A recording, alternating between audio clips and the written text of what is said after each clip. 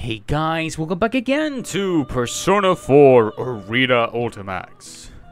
When we last left off, we were basically going through the entirety of Labra's story, which obviously covering up in two videos. We understand now her past and also her trauma to why her other self was expressing in the other stories that we've been. And basically give us an understanding of Labra's past. And yeah, and we also understand how she got to the TV world and how basically everything is that. Why is a tournament and that kind of stuff. All because of Labra's shadow, letting people go through the same thing that she went through. And with that, we are now have unlocked any to be continued in the game. Which now we can go back to Narukami here, and then we can go on with the rest and complete it. So we can start off with Teddy, Nato, Mitsuru, and Aigis, and even to unlock the last one we haven't unlocked yet. So yeah, without further ado, let's get right into it. So I think we should go to the same bookmark as you. And actually, I do have the unread test. Quick skip. Yeah, where should we know this? Yeah, we know that. And this is the new part. You're lying. This isn't real. I'm not a machine. You're not me. She denied the truth of the Shadow's creation. With this Shadow's face twists with an evil rapture. Finally! You finally said it! Now, I can be myself!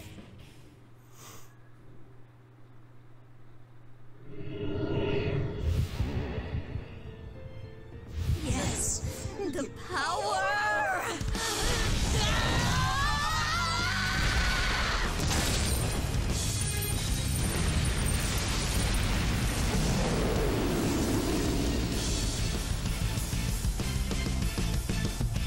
This persona right here is absolutely cool looking.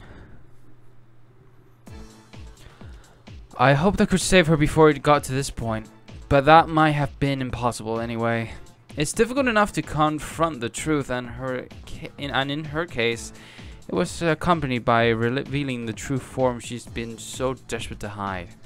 She's a machine, and she was forced to perform painful acts that most likely no one could ever comprehend. The truth she was avoiding wasn't just part of her personality, her actual body itself. Can't imagine the shock she's experiencing. But now that the reality she built for herself has crumbled, I want to help her. She may be a machine, but she has a heart. Labras has denied her past in which she was forced to fight and kill her friends, and her pain comes out in a long, echoing scream. What has to be done to a heart to cause such terrible screams? There's only one thing that we can do. We will accept who you truly are. We will save Labras. And here we bookmark use over here. So now we're gonna fight against Shadow Labras, but this one's a different Labras. Asterios. Oh my god. I hope I don't get crushed by I faced this by testing out characters, and she's so bull.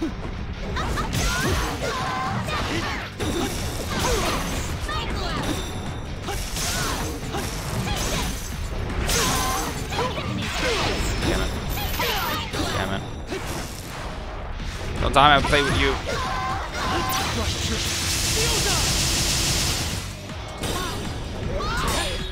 Oh no!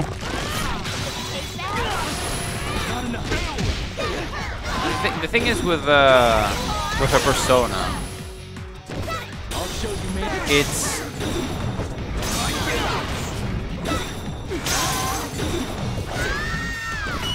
the thing is with her persona, I think it acts independently. I forgot this is like a 1-round thing. I'm so used to the 2-round thing. But yeah, the thing is with her, with that fight, is that her persona, I think, acts independently. I think, I'm not quite sure on that. But it's so bullshit because like that, he just kind of like grabbed me out of nowhere and deals so much damage. The power that Labrys' shadow had gathered dissipates. It's over. All that's left is for Labrys to accept the darkness within her. But would she truly be able to do it? I turn around, but Labrys hasn't moved a muscle. She had been avoiding having to watch the battle just now as well. What more can I do for her? Labrys. The moment I called to her. There they are! Yukin! Labrys! Sister, Narukami-san. Chie and Aiga-san. And not just them. Yukiko and Yosuke are right behind them. And there are even more surprises. Man, as soon as that invisible wall thing disappeared, I knew you did it! We ran into Aiga-san along the way. She told us about Labrys and everything.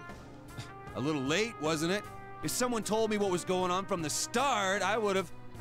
You fell into the TV when you were half asleep.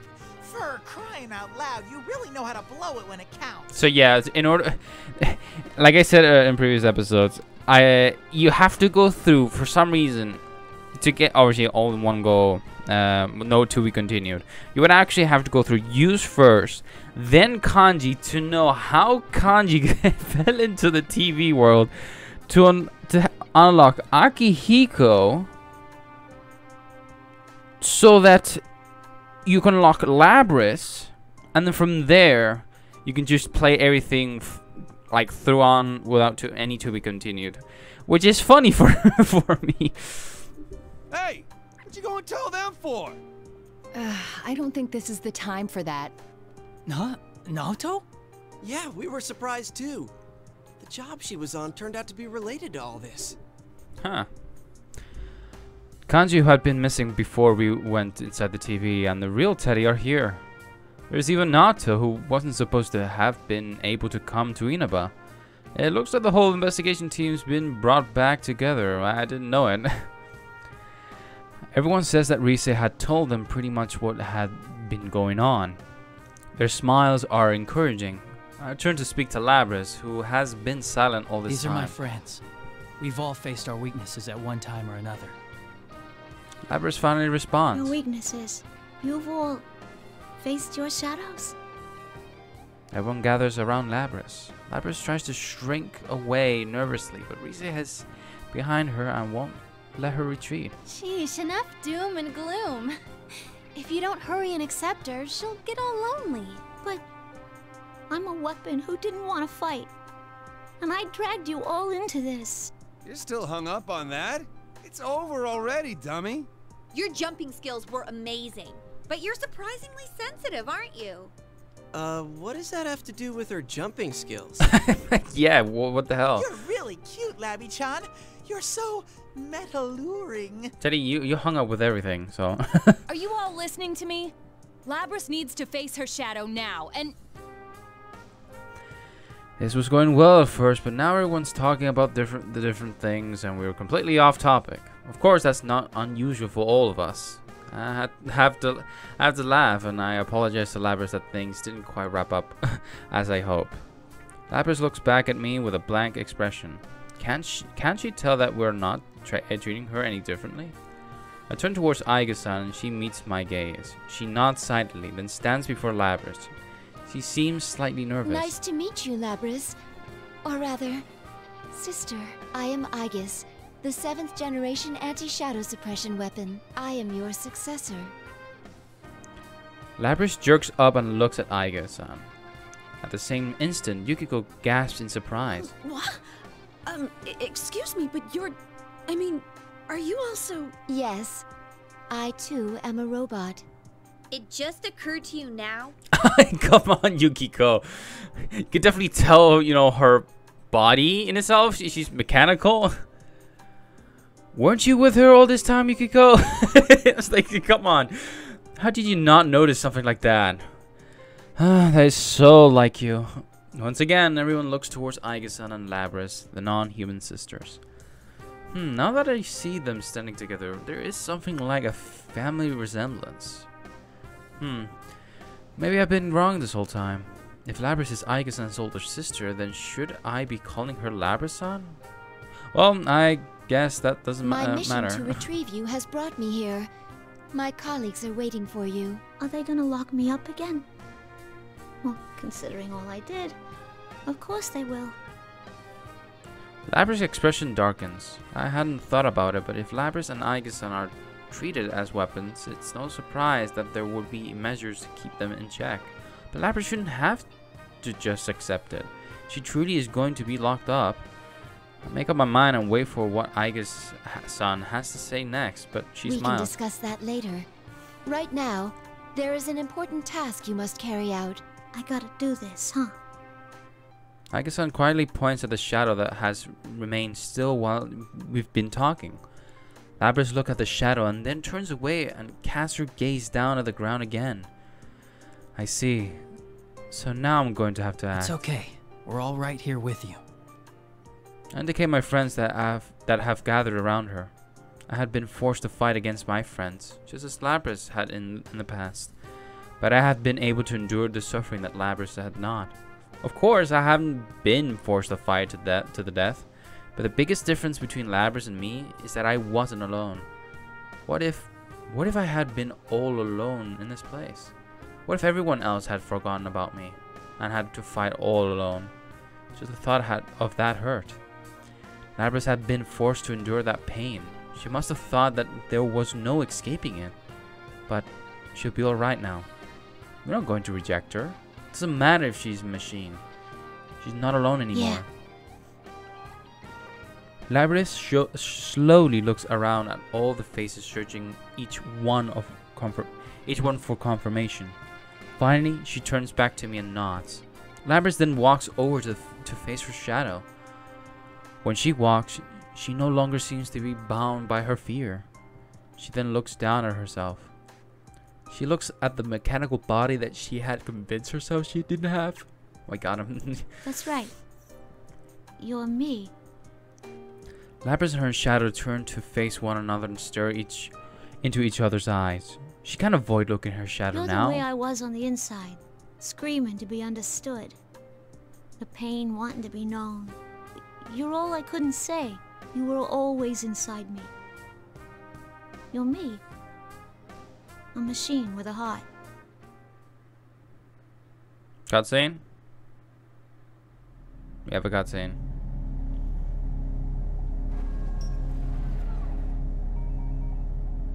I'm sorry I ignored you all this time. I was the one who left you all alone.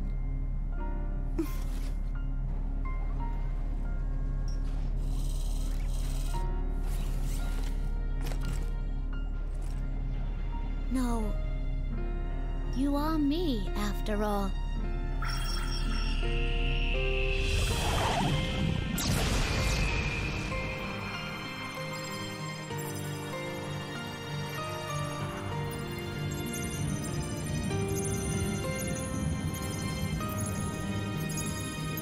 And there it is. Her true persona.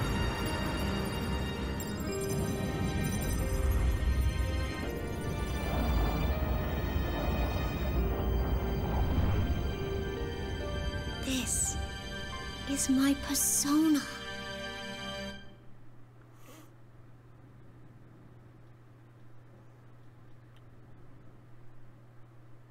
Labris accepted the existence of her shadow and obtained a persona. It's finally over. We take Labris with us and follow Teddy and Reese to the school's rooftop, where they say it's connected to the TV in Junes. The visible walls are all gone. Perhaps there were walls like that whenever she came from, and she drew on that in making this place. But I have a feeling she's truly been oh my god. Fuck, why am I yawning? Like I already slept. Damn. I need to stop. But I have a feeling she's truly been freed from those walls now. As in confirmation, Labris is slowly warming up to us. smiling more and responding to us when we start talking to her. When we reach the rooftop, we're surprised to see that the TV world has regained the studio-like appearance that we were accustomed to. However, there are two unfamiliar faces waiting for us. Mitsuru-san, Akihiko-san. These people have overwhelmingly intense presence, but thankfully they don't seem to be enemies. The moment we see them, we tense up. After Aiga's calls out in recognition, we learn that they are her friends. I'm Mitsuru Kirijo, Labrys's handler. Her body suit like something out of a movie, with a fur coat on top. It's a look that doesn't really work, but her name immediately reminds me of something. The Kirijo group. And if she has the same name, she must be quite an influential person in it. The research organization that developed Labrys and Aiga-san must belong to her. I'm Akihiko Sanada. Sorry for all this trouble. My god. Damn. It's like right on a dialogue ends, for some reason I just yawn. Let me like check myself. Look at this.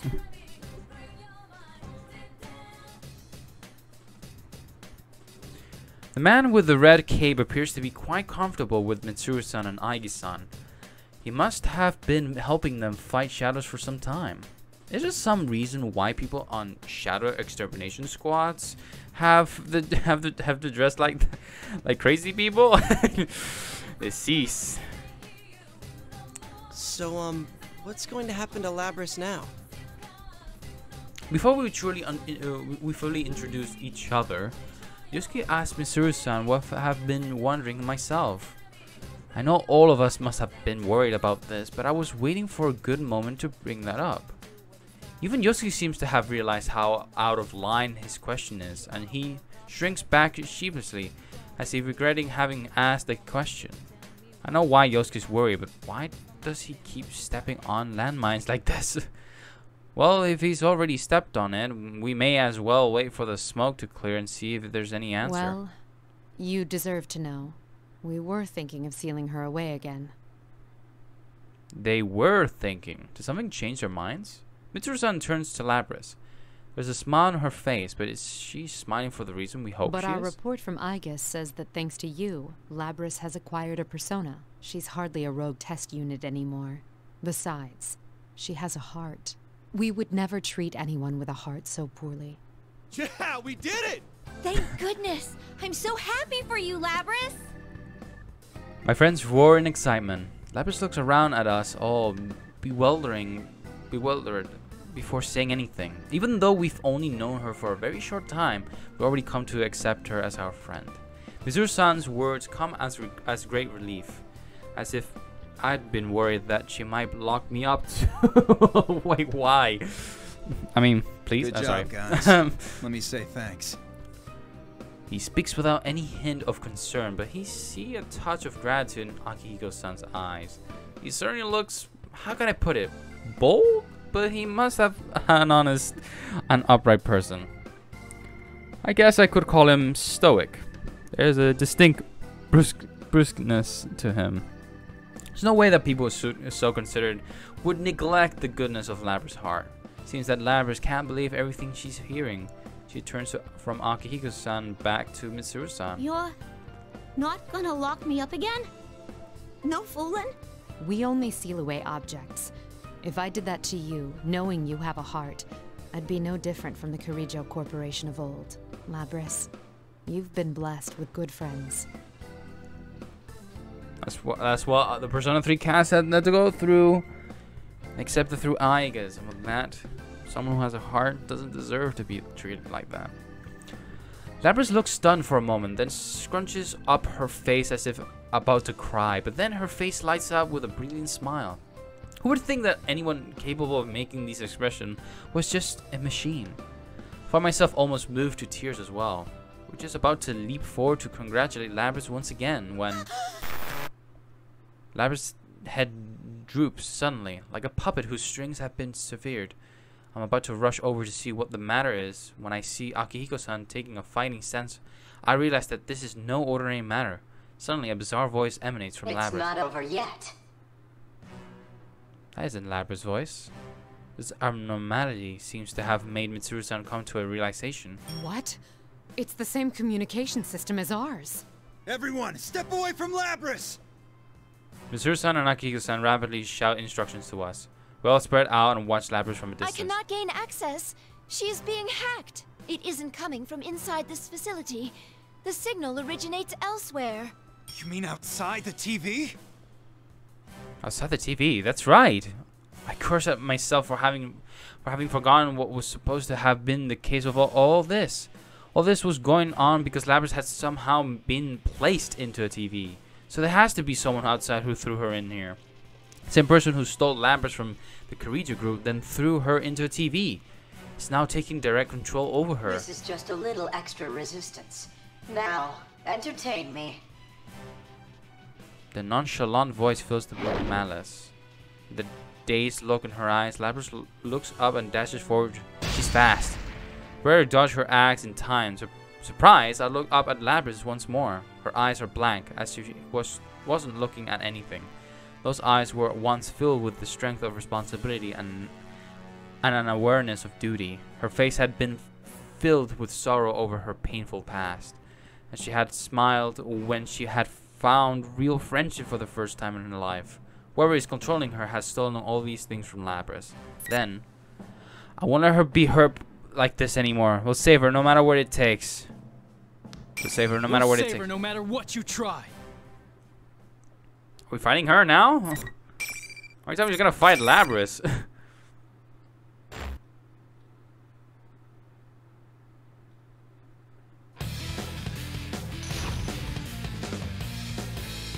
I like it has this Shadow Labras. But it's not Shadow Labras. Final. Fight!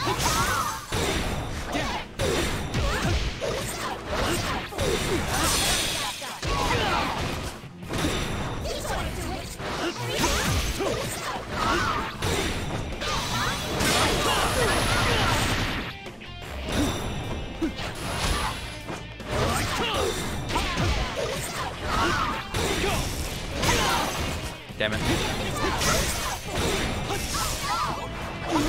Damn it. Damn it. There we go.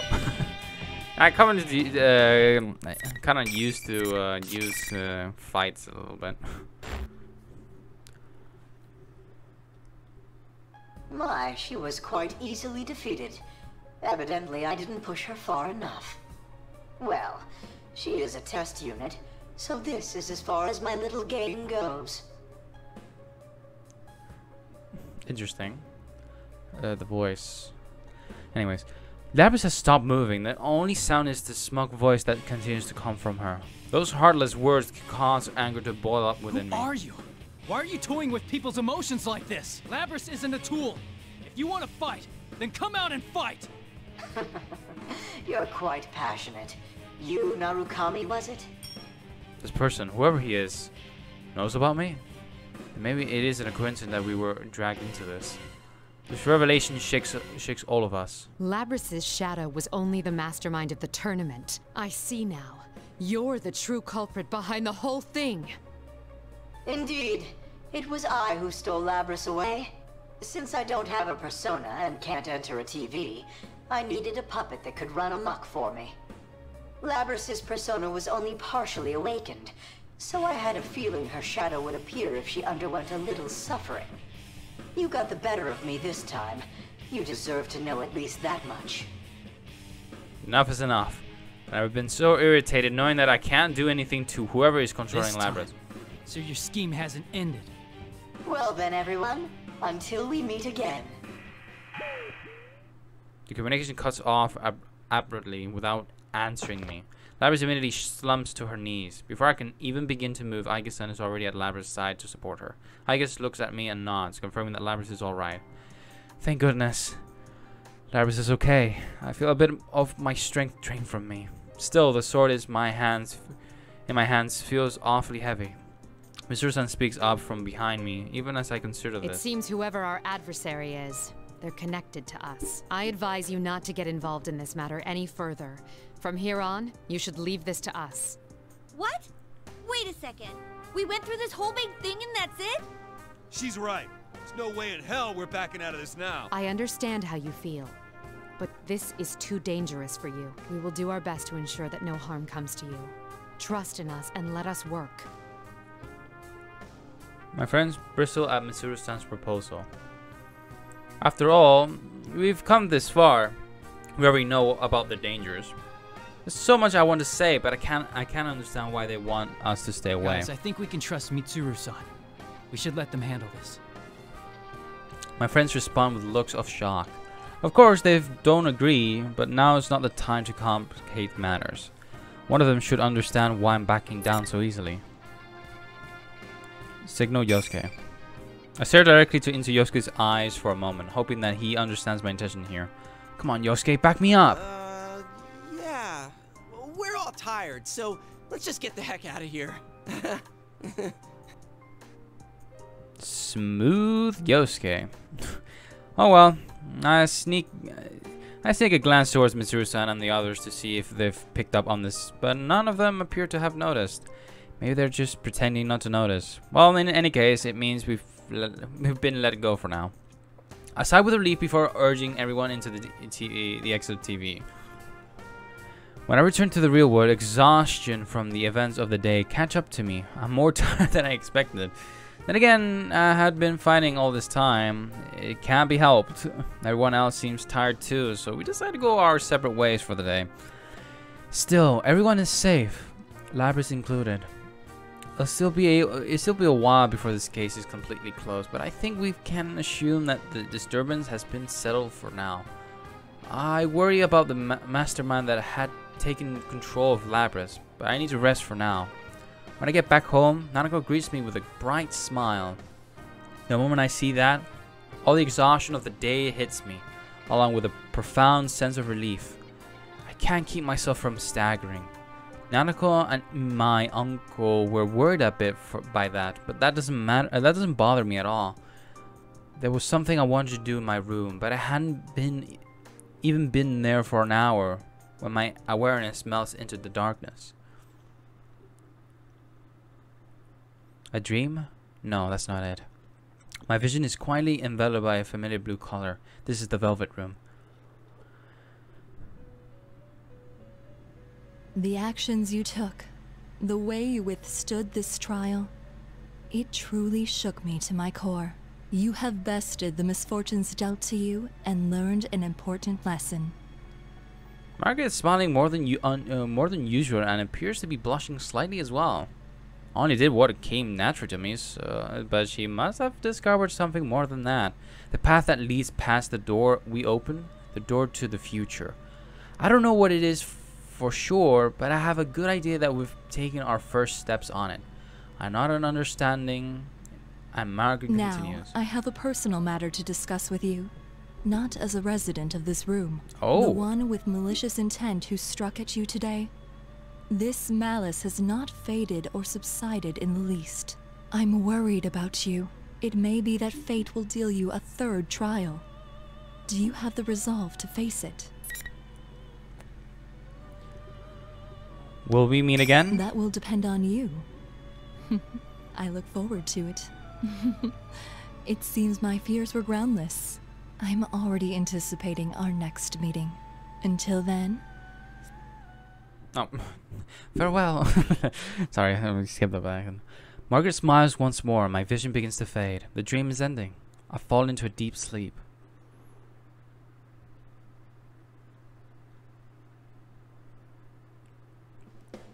I wake up to my phone ringing. According to the call, we're supposed to meet up at the outskirts of the shopping district at the crossroads in front of a gas station. When I arrived, the other members of the investigation team had already shown up. Surprisingly, the one who called us was Labrys. She wanted us to come so that she could say her farewells to us. Woo! Is that it? Yeah, I'm pretty sure that's it. Oh man, it's so long. What the heck kind of car is that? How does it even turn corners? It's a limousine. A long limousine drives up to us with a surprising speed. It's so long that I can't believe that it was able to handle the country roads of Inaba. I don't think I'll ever see another automobile like this in my life. The slows to a stop and smoothly parks beside us. Mitsuru-san climbs out of the back seat and nods to us. Labras and Akihiko-san are in the back seat as well. Looking good, Labras. Sorry I made you come here all of a sudden, but there was something I really wanted to tell you guys. When I look at her, Labras smiles and looks embarrassed. She takes a moment to look around at all of us, then continues. I decided to work with Mitsuru-san. I want to catch the darn culprit. Not only that, but, you know how you guys had my back during this whole mess? Yeah. This time, I want to get yours. You go and do that. Can't help but smile at the conviction and trust in her words. Labras has faced her weakness and accepted it, and she's about to begin walking towards the goal she found on her own. That's why I don't see any reason to stop her. I'll be sad to see her go, but this decision is one Labras made for herself. Definitely ain't the last you've seen of me. When I come back, we'll hang out some, okay? I'll be waiting, and so will everyone else. Come back soon. To lose such a rare beauty again. It's so tragic. That's what you're sad about? Everyone has their own response to Labras' news, but one thing's for sure, we'll be waiting for her. There's no lie behind that sentiment. After all, she is our friend.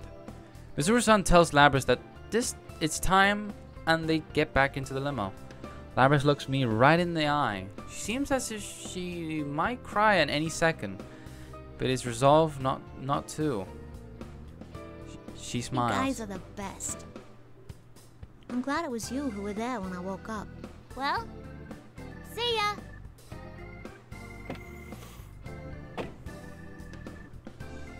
Man and machine. I wonder if there's truly a difference between them anymore. The thought comes to me as we wave our final goodbyes to Labras. The limo demonstrates impressive agility as it speeds off down the narrow rural roads. Aw, she's really gone. Seriously. Wish she could have stayed a little longer. I would have liked that myself, but they have their own tasks that must be done. Just get a nice sheer glance after Nato says that. Their own task, huh? It's not just theirs. We smile at each other. Ever since I answered Mitsuru-san's proposal inside the TV, I've had my mind made up. Yosuke already knows how I think. And again, that conversation wasn't very long ago. It had only been this morning.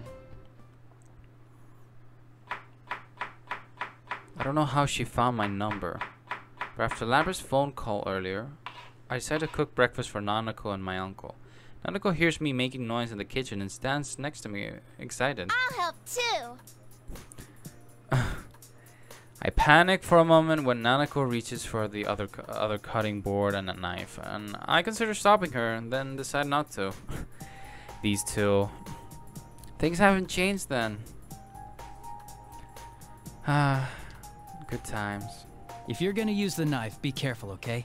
Make sure you don't cut yourself. Uh-huh. I'm always careful when I cook with you.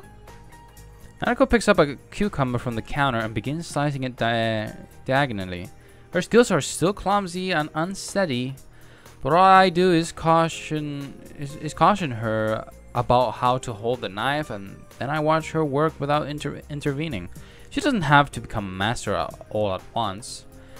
All it takes is constant progress, little by little. The same can be said for me, or anybody. Even though things may hurt us, and we may want to give up, we just have to keep trying, as many times as it takes, till we see our goals through. Instead of nothing changing, I wish to see everything changing along with myself. Oops, sorry, Nanako. Could you put the knife down for a second? Okay. I ensure that Nanako has put down the knife before I answer my phone. I didn't have to look at the screen to know who was calling. Hello? Is this Yosuke? Like you don't know. Listen, about yesterday.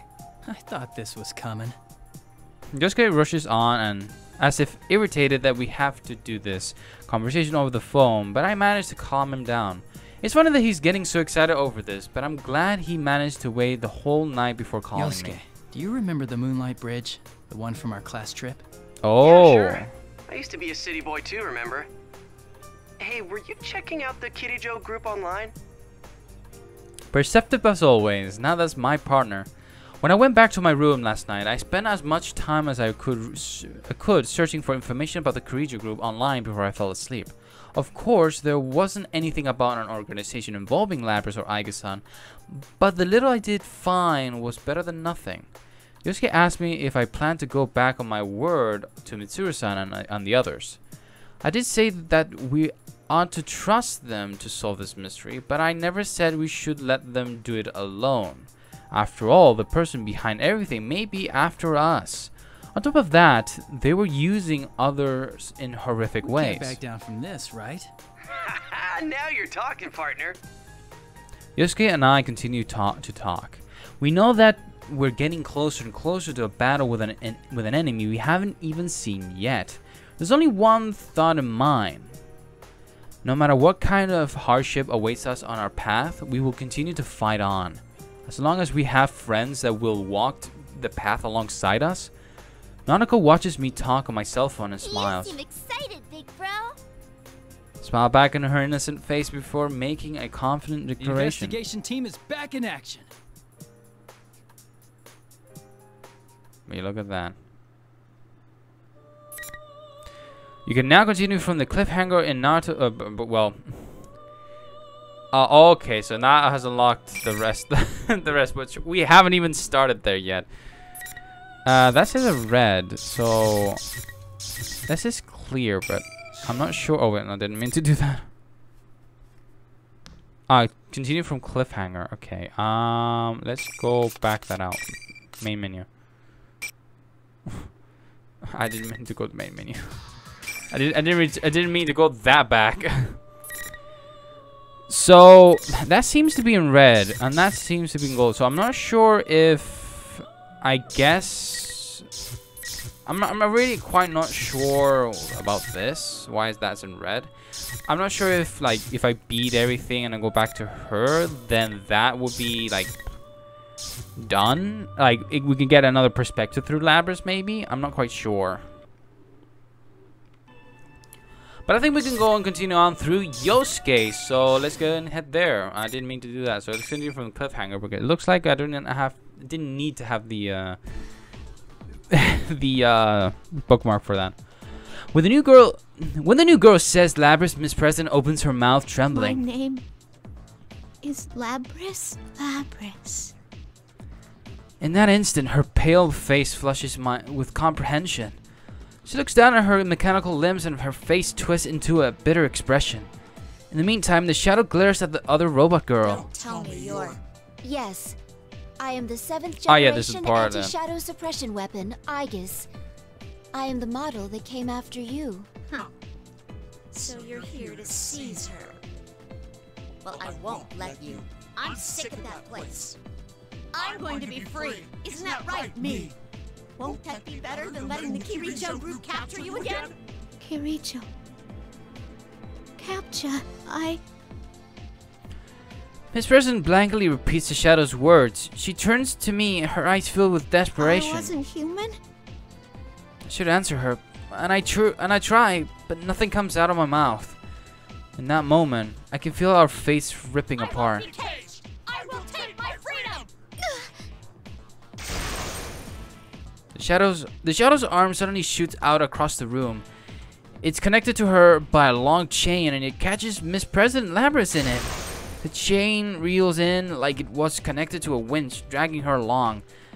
The shadow grabs Lapras and lifts her into its shoulders.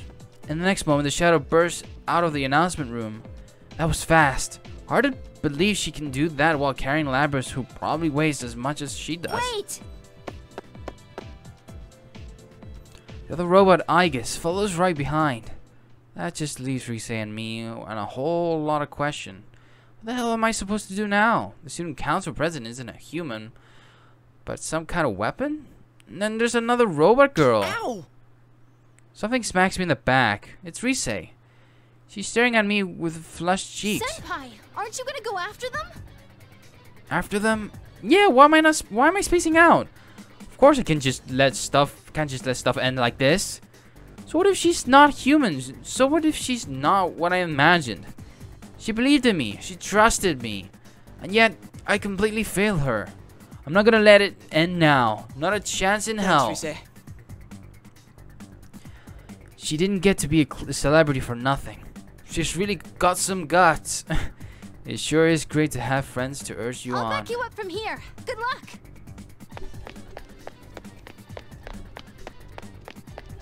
I know with determination. I leave Rise alone in that announcement and run out the hole in the wall. Can't match her speed, but I know where they're going. When the shadow left the room, she turned toward the stairway. If she was going to head downwards, it'd be faster to make for the fire escape in the other direction. So while that isn't a whole lot of going on, I think I can guess where they're going. To the roof. So the roof is like the final area. As I huff and puff my way up the stairs, I see that the door to the roof is open. Just as I thought. When I got there, I didn't see what I expected to. I took my breath away. It looks like a studio, like that place. This is the entrance to this world we used up until this spring.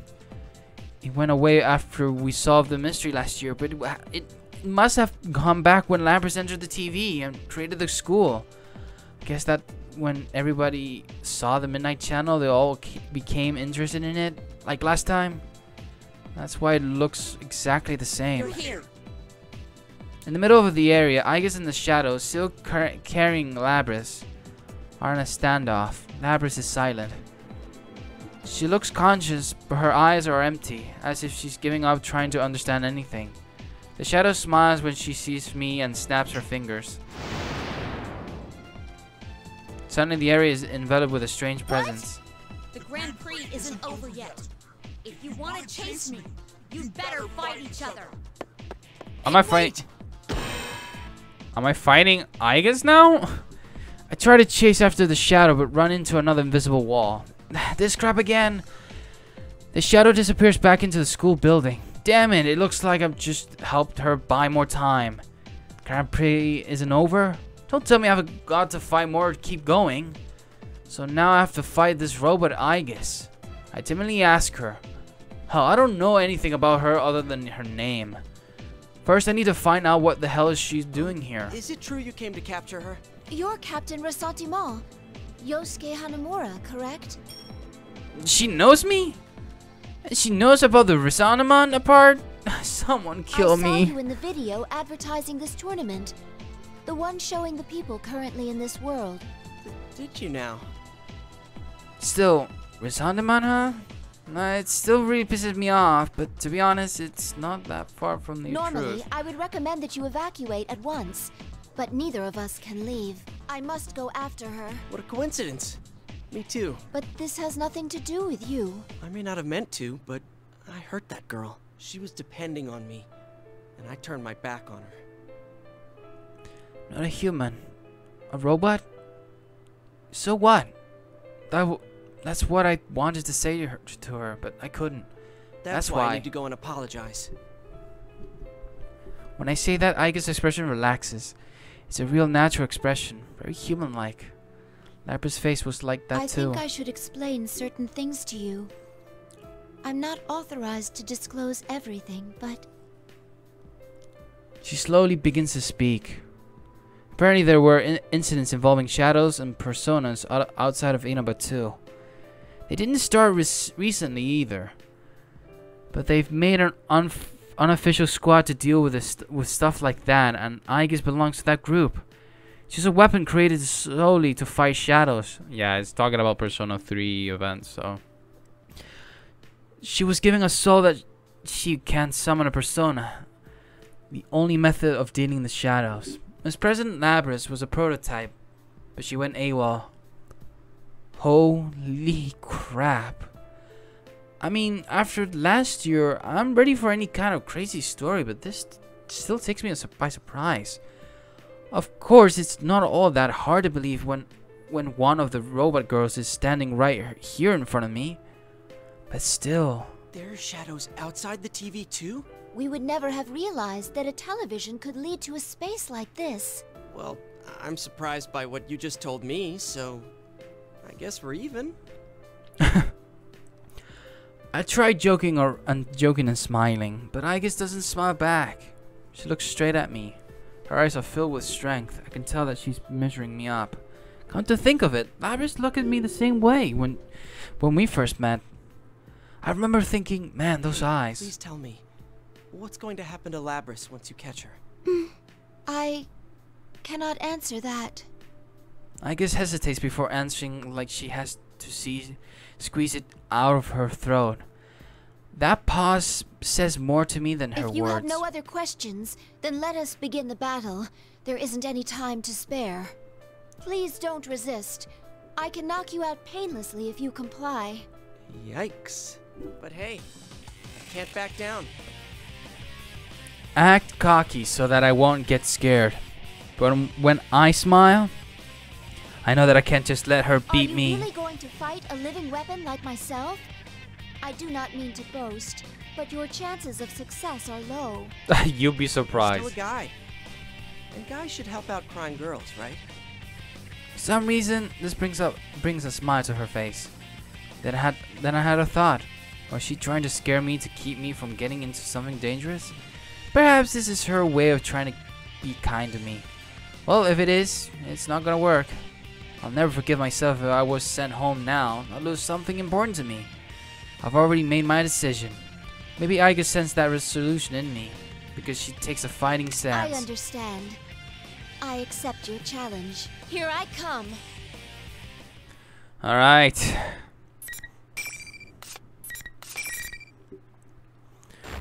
Let's get going.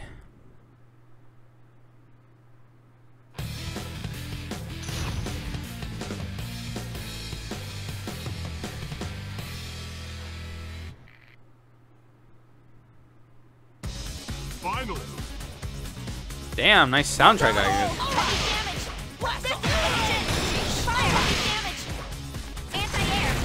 Oh, nice.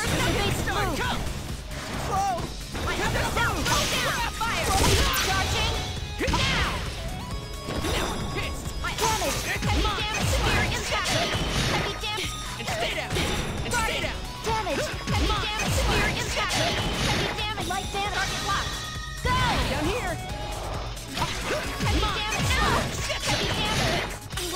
Please hit! Critical strike! Attack! Damage! Damage! Severe impact! Go get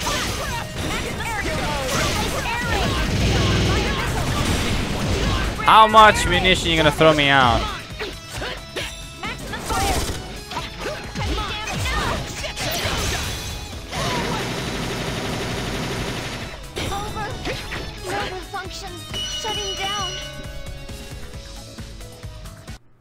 That's actually a nice remix of the Persona Fest music. Was that playing on Yunar Kami's side when we faced her? Don't do this to me now.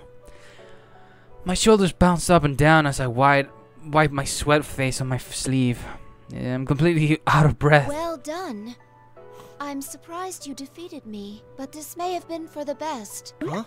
You are truly concerned for her.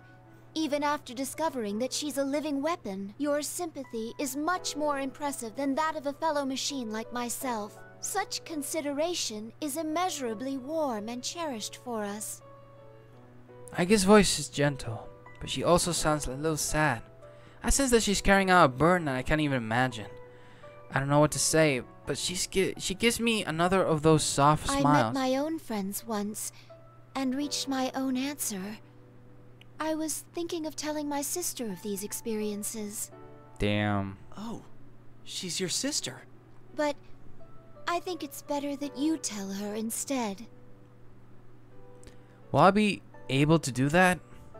Wouldn't it be better for Aigis to go? Well, the answer is already there. I have to face Labris for Aigis' sake as well. I look straight into her eyes to show my determination. I don't know if I have the answer you're talking about, but there is something I want her to know. I'm not sure if I'll be able to get it across, but when I was going through tough times, I had my friend...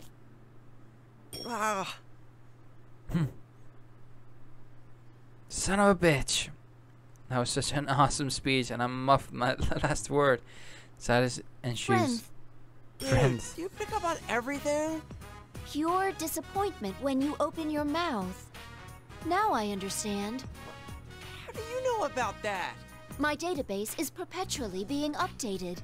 Even as we speak, I am receiving information about you from the server, known for wearing a trash can on his head. Wait, how come all this information about me is bad? And what's this server you're talking about? To think you would have such hobbies. The possibilities of man are truly infinite. That's not... Senpai, can you hear me? Transmission from Rise. That's right. Now there's not the time to acting stupid. Loud and clear. Did you pick up Labrys' trail? She's headed for the announcement room again. I'm gonna get out of here while I can. The announcement room again?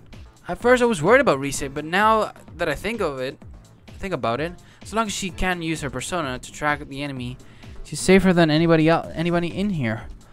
Alright, time to catch up. If the shadow needed to make us fight to stall for time, it means she's still got something up her sleeve. I slap my cheeks to wake myself up a bit.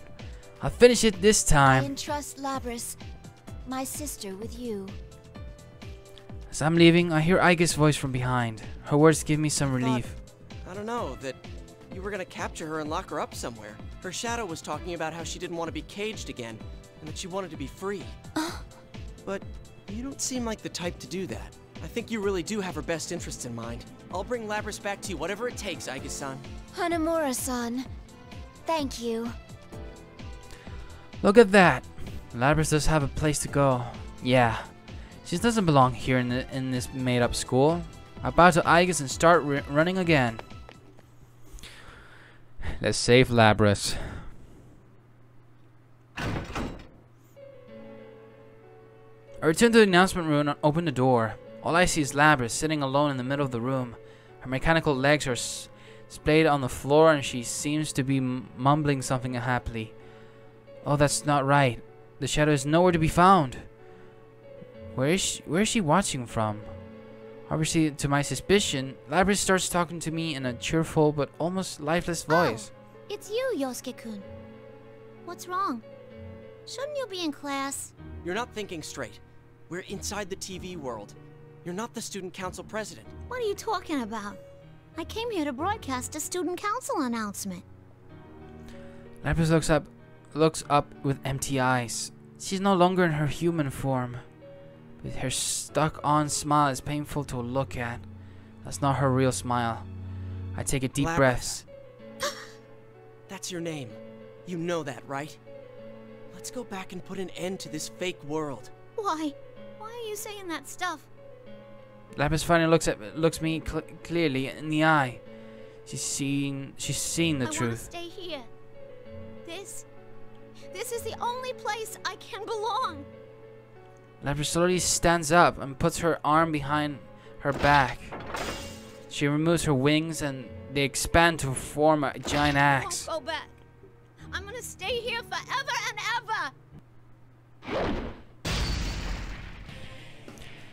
ever. She brings down her axe with incredible speed. To swing a huge chunk of steel like that so easily, that's just not humanly possible. I mean, I expect as much, but I can't go easy on her. I'm sorry I have to do this. I'll apologize as much as you want later, but right now, I've got to stop you with everything I have. Alright. Bring it on, I guess. Oh, I guess, what the... no, not again. Bring it on, Labrys.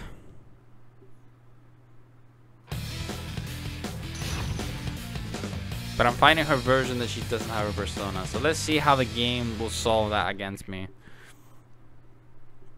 Finally.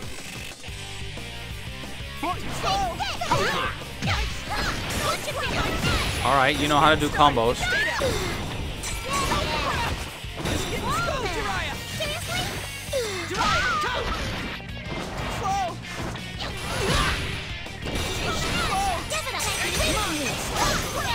Damn.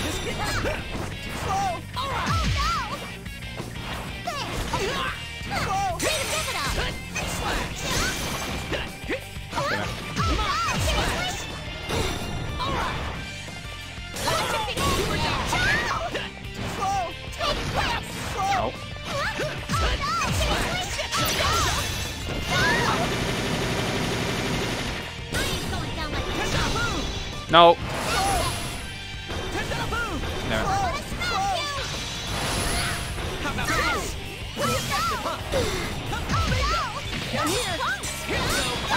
There we go. I know how to play Yosuke. I actually like his speed, and because he has such cool attacks that I can be in the air, I can do other combos in the air as well. Why? Why can't I stay like this? What good will it do for you to forget everything? You know that you're trying to ignore the truth and that you're lying to yourself. That'll only bring you more pain. Lapras drops to the floor, crying her out. Oh my god, her heart out. Crying her heart out. I don't know. I don't know why I have a complication saying her heart. I know this is for her own good, but seeing it hurts me deep down inside. Lapras looks at me with eyes filled with misery. You wouldn't understand. No one can understand how I feel. That's right. They'd never understand. An ominous voice butts into our conversation. Shadow. So you were nearby after all. Why wouldn't I be? I'm her. Damn, wherever she is, I can't see her. Where is she hiding? So I'm looking around.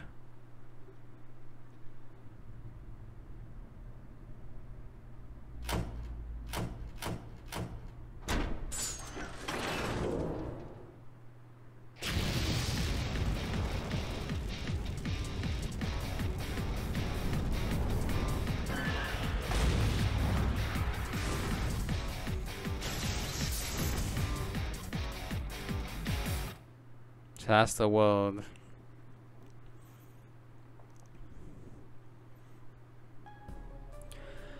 The darkness disappears and the scenery is completely different. The view outside the window has changed to something weird and creepy.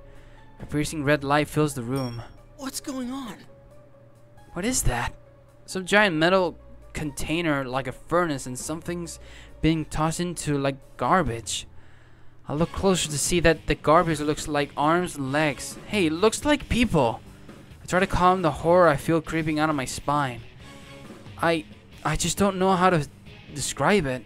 All I can say is that wherever this is, it's nasty. This isn't the announcement room anymore. As I stand fixated on the view outside, the shadow appears silently from the corner of the room. I still need her, so I can become myself. She approaches me as she talks. Her face is illuminated by two things: the red light from the room outside and the madness in her eyes. I back away in spite of myself. But the shadow ignores me, drawing close to Lapras. Shoot, that's right. Lapras hasn't said the words that the shadow needs to hear. Her shadow hasn't gained true power yet. That's why she was trying to buy time. It was your only escape route. But that's been stolen from you too. Poor pitiful me. Lapras' shadow turns and begins regaling her. Her lips are at Lapras' ears, her words tugging at her heart. I made them go through the same pain, but in the end, they still didn't understand. The same pain? It was so painful. It made you so sad. You hated destroying them. Destroying them? I take another look at the horror show outside the window. The broken human figures being thrown into the incinerator. This is the sight Lapras' heart created, right? And that means this is... I suddenly felt like I could grasp the weight Lapras was bearing in her heart. And I could see how heavy that weight was. The shadow takes a quick glance at me and continues speaking. He was forced to fight his friends too. But he didn't feel the despair that we did. He wasn't alone, after all. He's completely different from us. You're not human, or an ordinary machine. We don't belong anywhere, and we'll always be alone. No one will ever understand us. Please stop! The shadow's trying to make her Lapras deny that they're the same. I know that, but I can't do anything to stop her. I quietly watch as the two of them talk. I'm not alone! I'm not! If they don't understand, who will? The only ones who could were all destroyed. by our own hands. No! That was you, not me! You're not me! I'm free now! No one can capture me! I'm truly free! Well, damn. So much for that. Yes. We can skip that. Well, there it is. The shadow goes wild and strikes Labras, knocking her aside. I catch her from behind. Labras looks up at me, a bit surprised, but the look in her eyes is frail, ready to fade away at any moment.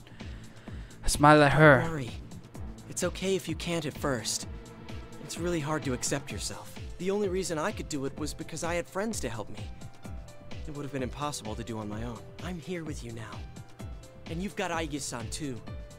We'll help you face yourself. The shadow's form is a bit of a surprise. Instead of changing shape, she summoned a monster behind her. What the hell, man? That's like a persona! And it's pretty damn gigantic. Just looking at it makes me weak in the knees. It's at least 3 times my size.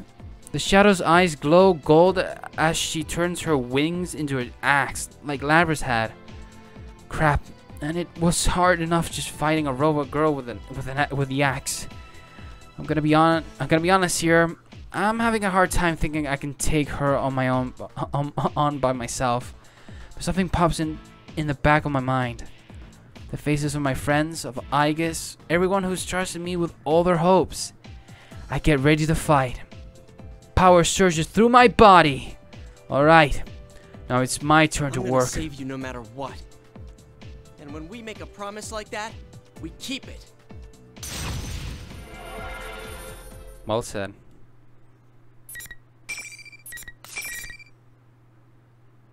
Alright.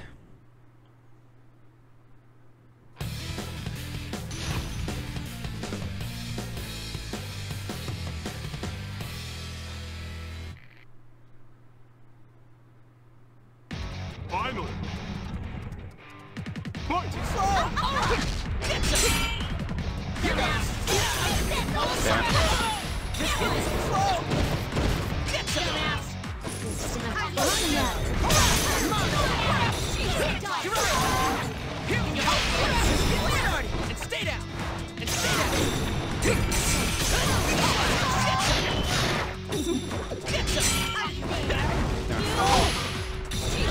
I need to stay away from that thing.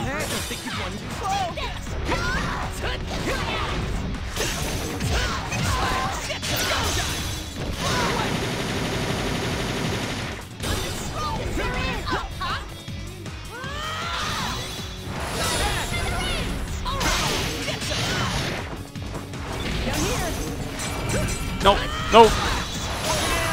Ah, damn. That was my mistake. I should have dodged. Because Labras' playstyle is just to basically gain so much hit, which turns into, like, doesn't deplete her health, but she can create a devastating blow.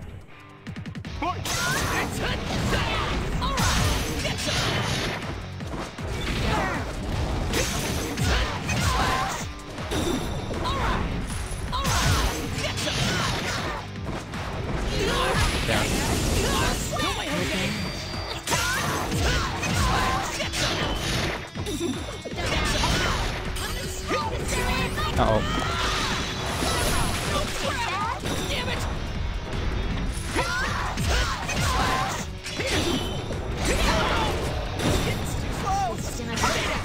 Here we go.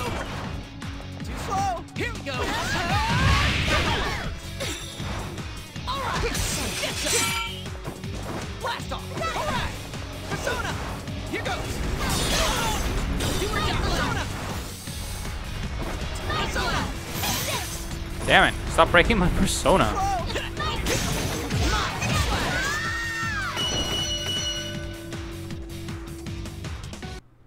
There we go.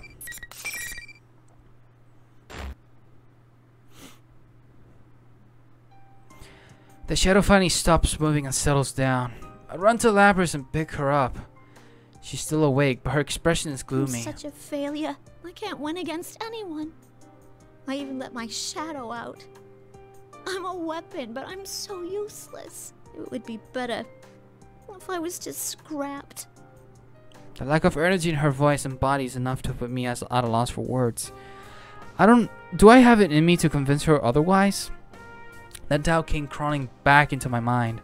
But I still need to tell you. I opened my mouth to put the heavy feelings of my heart into words. There was someone I liked once, but she got killed. It was the worst thing you could imagine. I couldn't forgive myself or believe she was gone.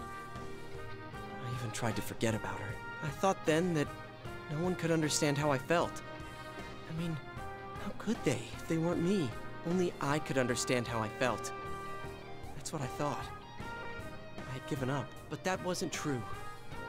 Even if people haven't had exactly the same experiences, they can still understand each other. I have some great friends now to prove it. Friends. If I'm strong at all, it's because I have them. I can remember my friends are with me whenever it really counts. Yeah, but I don't have that. You should, though. There must have been someone who was important to you. Just think back. 24. Sorry. Labra's lips quiver and she shakes her head gently. A single tear was all it took. Like a dam breaking, she starts to cry. They're all gone. I can't see them anymore. And it's all my fault. Yeah, huh? That's what a shadow Labra was getting at. She didn't just lose them. I don't know the detail, but I'm gonna bet that she had to destroy someone herself against her will. I can't imagine the pain that would cause. I see. Can't it be us? Your friends. As I said that, I stretched out my hands to her. But Labra looks away from me, and she won't take my hand. I'm not human. Who cares? One of my friends is a shadow. Remember Teddy? The one who was acting like your knight? He was originally a shadow. And you have Aige-san with you too. I know she was really worried about you. Really? She raises her head and looks at me, but she still hesitates. Shoot. I really don't know what to say in situations like this.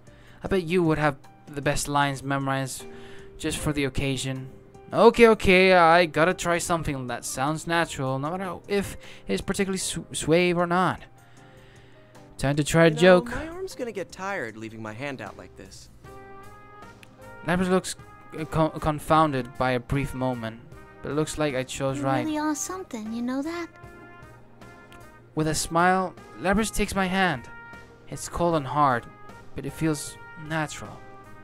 Because I know that it's the hand of a girl who's trying her best. I'm not alone. That's right. We'll be by your side.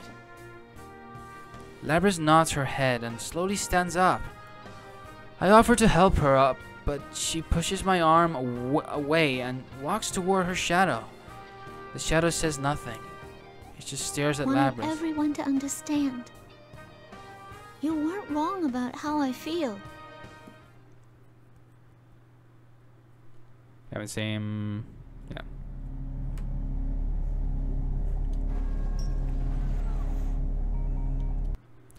She gives the hug. She comes up with the persona, and there we go.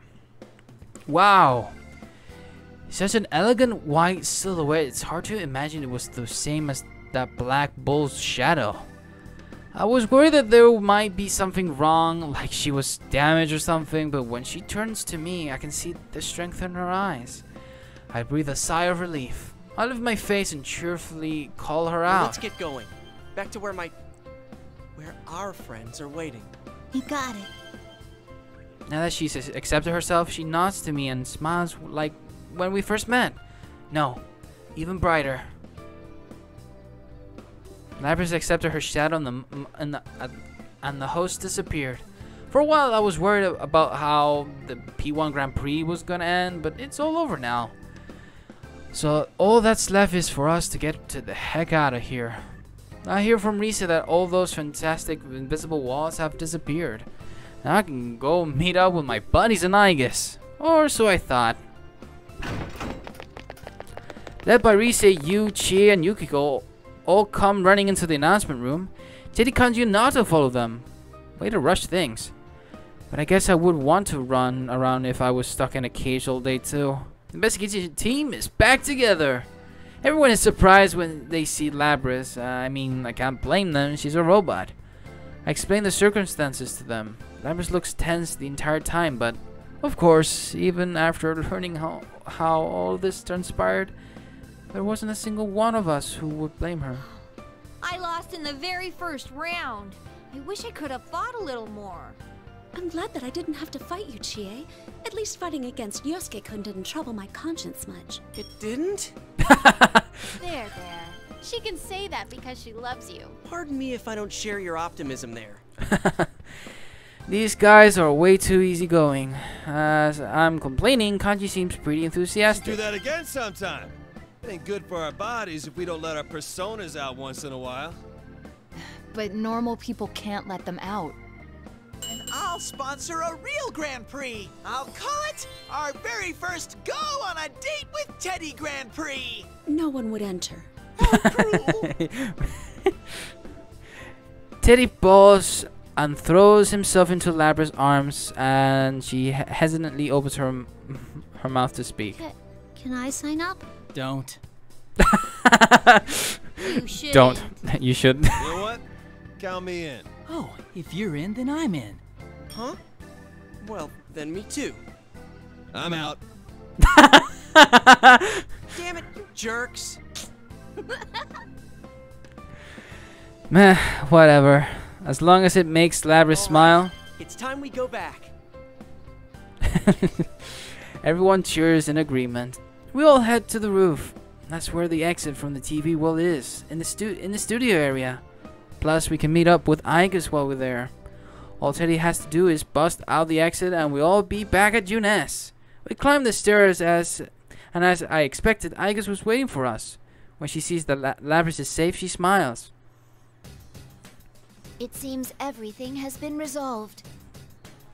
But a pair I've never seen before are standing beside her. They have intensely intimidating auras. I can tell that they aren't normal people like me. I'm guessing they must be members of Aigis' team on the same mission as her. It's over already. I still don't feel entirely satisfied though. Don't be like that, Akihiko. Just be happy that it's over. I take a closer look at them. One's an amazingly gorgeous woman, and the other is a buff guy who isn't too shabby himself. And I guess it's pretty easy on the eyes too. But the three of them together, they really pack a punch. And the way they're dressed, well, they pack a punch too, but in a different way. The beauty in the fur coat steps forward and bows to me. At the same time, Labris hides behind my back. Yes? You have my thanks for helping us retrieve Labris. Her tone is soft but articulate, intellectual and charming. But one of her words bothers me. Could you maybe not use the word retrieve? I'm a little scared to talk back to her, but I'm not going to budge on that one. She appears to take it aback for just a moment, then she smiles. You're right. My apologies. I'm Mitsuru Kirijo, Labris' handler. Kirijo? I've heard that name somewhere before. Kirijo. As in the huge company Kirijo? I turn to Aigis for an answer. Picking up on what I wanted to say, she replies with a smile. Seriously? So the group she had mentioned was because we're all scared silly by the important name Kirijo-san tells us? Incredibly politely, that they were mostly the cause of the incident. She also explains what I wanted to know about how Labris was going to be treated. I'm not gonna be scrapped. I have no plans to shut you down or destroy you. Kirijo-san's answer is so direct that we can't help but cheer. Labris was more perplexed than happy. Kirijo-san takes Labris' hand and lowers her head. Indeed, you aren't. You have done nothing wrong. It's actually me who should be apologizing to you. Oh no, you don't gotta do that. I felt like there was no getting around being sealed away again. I've made friends now, so I thought I could live with it. Labrys. I can't believe this is happening. This is all thanks to you. Yosuke. Kun. Ah! Article transmission again. Labrys? What the? Something's wrong with Labrys. I guess and the others are all confused by her unnatural pause. I know she's been through a lot today. Did she break something? But then she speaks in a voice that none of us were expecting. It's not over yet. It's not Labrys' voice. It's as if someone's speaking through her mouth. Is this the same communication system we use? Everyone, step away from Labrys. Creatures unseemingly used to the dangerous situation warns everyone. At the moment, Labrys' hands move, stretching towards the battle axe on her back. At the next instant, lifting the axe without hesitation, she swings right at me. That was faster than I had ever seen. Even the shadow wasn't that fast. The ground is split for several meters, and the fragments fly everywhere. What the hell? What's going on here? Hey, what's gotten into you? I cannot gain access. She is being hacked. It isn't coming from inside this facility. The signal originates elsewhere. You mean outside the TV? Never know This that. is just a little extra resistance. Now, entertain me. Labrys' face is completely expressionless as she points her axe What's at me. happened to you, Labrys? Damn it, why do we have to fight now after making it this far? Ugh! Again? Did I feel her again? That horrible thought crept back into my mind. I frankly tried to shake it out of my head as I left my weapons. I tried telling myself over and over, I don't have a choice, I have to do this. Damn it. Alright.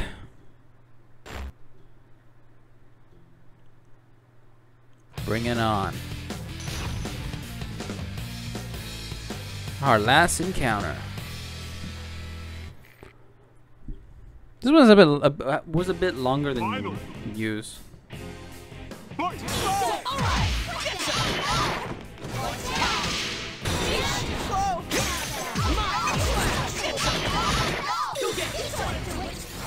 You're not coming? Persona! Too slow! Here we go! Too slow!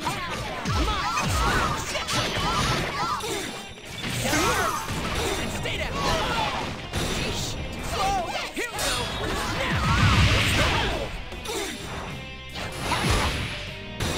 Too slow! Here we go! I don't want to do that.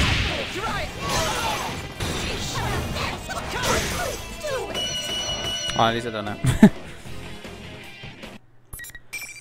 And there we go.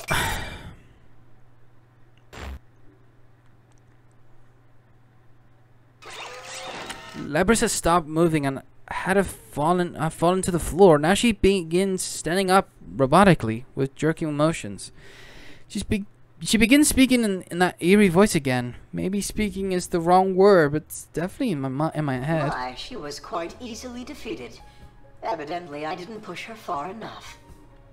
Well, she is a test unit, so this is as far as my little game goes. So whoever's voice this is the one controlling Labrys? From the way he's talking, I could tell that he wasn't serious. He doesn't comprehend how cruel he's being with controlling her like this. Who are you? Ah, yes. I have more than enough data now. I should thank you all. Although this didn't work out, you did stay in it to the very end. Labrys' shadow was only the mastermind of the tournament. I see now. You're the true culprit behind the whole thing. It hits me when Kirijo-san speaks. That's right. Labrys' shadow split from her after she entered the TV. She merely held the tournament. The shadow couldn't have pushed Labrys in here. Someone else, the culprit, has to exist. Or this incident could never have happened. Indeed. It was I who stole Labrys away. Since I don't have a persona and can't enter a TV, I needed a puppet that could run amok for me. Labrys' persona was only partially awakened, so I had a feeling her shadow would appear if she underwent a little suffering. You got the better of me this time.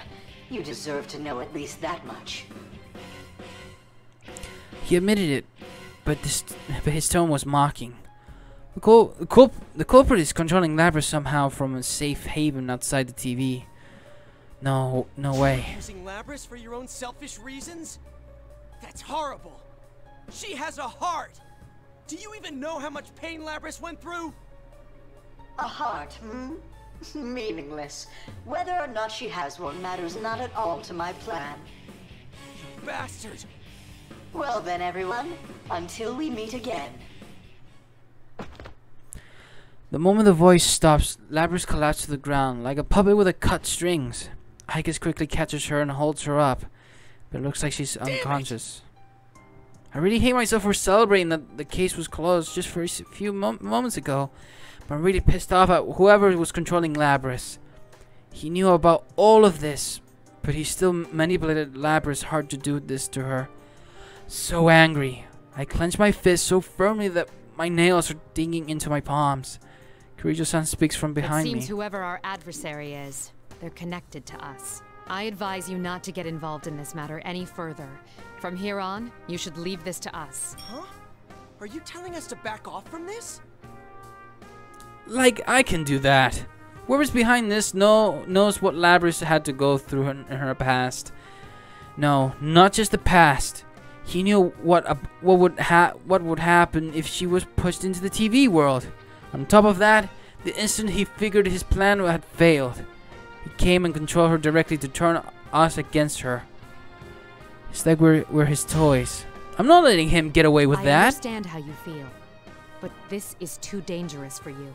We will do our best to ensure that no harm comes to you. Trust in us and let us work. Come on. We've been involved this far. You think we're just gonna shut up and watch you handle everything?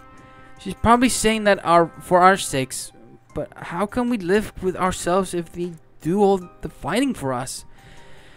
No way. I can't let that happen. I open my mouth to really tell her off, but Yu speaks first. Guys, let's leave this to them. Huh? Are you serious? Look at yourself, Yosuke. You can barely stand. So he noticed. He was right. After all the fighting I've done today, I'm really beat. I'm sure everyone else is tired too, after being stuck in this world for so long. Yosuke, let's go back.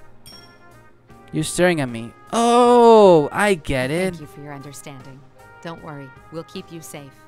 I'm sorry, Hanamura-san. Icus bows apologetically.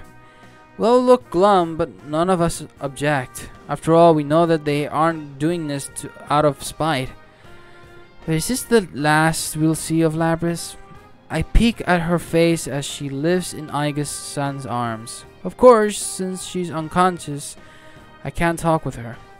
We thank Kirijo-san and return to our world with heavy hearts.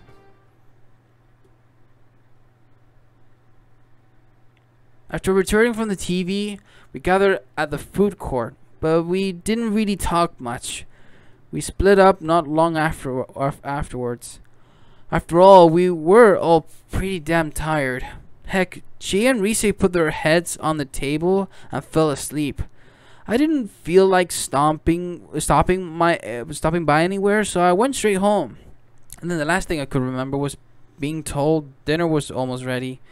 The instant I reached my room, I lost consciousness, and then loud electronic beeps bring me back into wakefulness.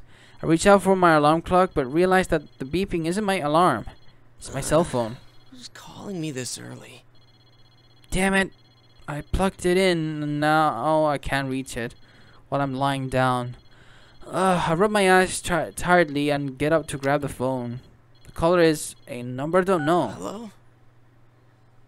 Huh? I jolt wide awake. The speaker on the line is someone I never expected to hear from. I take a minute to fix my hair and make a mad dash to the place the caller told me to go.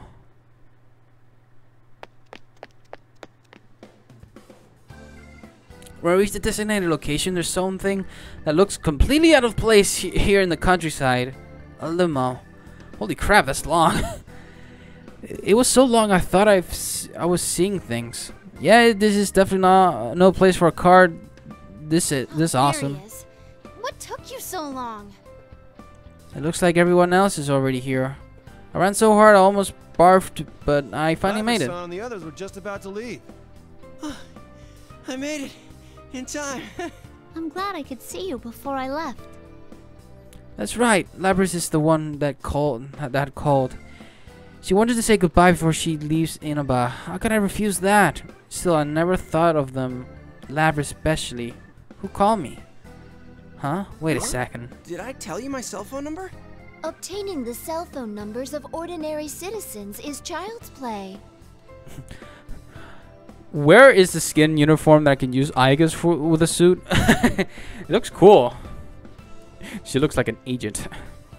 Wait, what? Holy shit, really? Are you accessing that server thing you mentioned? The Kirijo group is kinda scary. I asked if I could come see everyone. I wanted to give everyone a real goodbye. Lapras looks down bashfully as she speaks. Aiga's and Kirijo-san are watching her from the limo while with smiles on their faces. Man, this is a relief. So Lapras can do things that she wants to. I'm glad she's in a group that lets her have freedom. She really does have a place to belong. What'll you do now? Are you going back to that lab? No. I decided I'm gonna work with Mitsuru-san and them. I want to do my damnedest to catch whoever used me to bait a trap for you all. There's no hesitation in her eyes as her strong will glares out. I see. So she found what she wants to do. Sounds like you're ahead of the game. I'm reminded of the black carrier choice. Wait, what? I'm reminded of the blank career choice. Oh, okay, the blank career choice. Okay. I'm reminded of the blank career choice paper still tucked away in my desk. That sense of haste without direction, the need to keep up appearances. I didn't want to handle that. But maybe it is time to face my future. Oh, I'll write down a big dream. Oh, just talking to myself. I'll let you know when everything's been decided. Okay. Just make sure you tell me, okay? Lapras answers my smile with one of her own. Then she stretches out her hand and take a closer look at them. They're quite delicate. I grab her hand and lift it above her head. A handshake is so formal. I'll show you what the cool kids do. I use my hand to open hers. Lapras looks confused, but she lets me move her hand around. Like this? Yep, that's it. Here we go. The clap of high five echoes through the clear May sky. Not to be outdone by me, Chiarisia and the rest give Lapras high fives too. Thank you so much. Yosuke-kun, I won't forget about you. I'm friends with you now, so I'll stay strong. Lapras begins to tear up and to hide it. She hurries into the limo. Soon after, the limo begins moving quietly down the road. Lapras waves to us from inside the car. Even after the car's gone pretty far, I can still see her waving from inside. She's still waving. Wow, she's still waving. Everyone starts to laugh a little. Can she see us? I can barely make out of the car from here.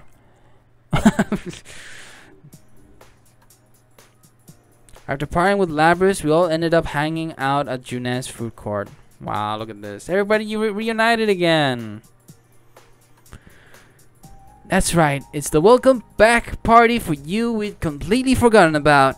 We finally can get back to business. But still, it feels kind of weird having a welcome back party after saying goodbye to someone. Come on, let's hurry up and do a toast. I only get a 30-minute break. Huh? Are you working today? I can't take much time off during Golden Week. Teddy, you were out without permission a couple days ago, so be ready to pay the price. No, but that wasn't my fault. You meanie jerk nurse lover. Oh, speaking of which. Quiet, you. How did the conversation go from working to to wanking in two moves? I don't need them knowing this stuff. There's no time before anyone can ask you what he's talking about. I raise my cup and look at everyone. Well, second time's the charm. Welcome back. Welcome back, senpai. After a toast, we all chat like we don't have a care in the world. This is the kind of atmosphere you can only get with the best friends. But actually, that's not all. We aren't about to let things end the way they did. Ahem. May I have your attention, please? It's time to announce the reason we're all here today. Isn't it to welcome back Yukon? You and I traded glances at Yukiko's question. I can see in my partner's eyes that he wants me to do all the talking. You see, we've already talked this out, and now's the time to bring it up. Yesterday's incident. You guys weren't satisfied with how things ended, right? Of course not, but... So, why not launch our own investigation? Does that mean... That's right. The investigation team is back in action. Oh, now you're talking. Wait a moment. I thought we were going to leave this to the Kirijo group. Did I say we wouldn't get involved? That's right. He only said to leave this to them. Oh, you're right. Actually, my partner here brought it up first, though I'm with him 100%. Now that's our sensei. Yukiko and Teddy jump right on board. On the other hand, the we're actually sensible team of Chie, Rise, and Naoto are sitting with their mouths wide open. You're splitting hairs rather finely there. Seems that she was definitely not expecting you to use weasel logic like this. But no matter how I think about it, I just can't let this go. After all we've been through, the villains is still out there waiting for another chance. So you're not on board? I egged her on. I thought she looks hesitant at first. She smiles fearlessly. Of course I am. I like that smile. That's what a reliable detective should look like. So, all right then. Let's find the real culprit. Yeah! Everyone's hands pile up at the middle of the table. Friends are really what you need. Whoa, it's already this late? I look at everybody smiling and I thought I'm reluctant to go. I stand up. Well, I gotta get back to work. Come on, Teddy, let's go. Who's this Teddy you speak of? I don't know anyone with such a pretty name. You've got some nerve trying that on me. Sounds like someone wants me to make his next shift a living hell. Ah! No! But I'm still gonna skip work! I wanna have fun with Nana-chan! Teddy clasps Yu's hands and promised to visit the Dojima household tonight. Please, just this one night, he says. Not Teddy. Don't cause Dojima-san any trouble. But well, I know the feeling. I never feel like break time is long enough either. But you know, I'm keeping my cool right now. I begged my dad to give Teddy and me tomorrow off. I just haven't told him yet, that sucker. Yeah, that's right. We can't let this end here. Still Golden Week. Until we drop. This time, for sure. And there we have it.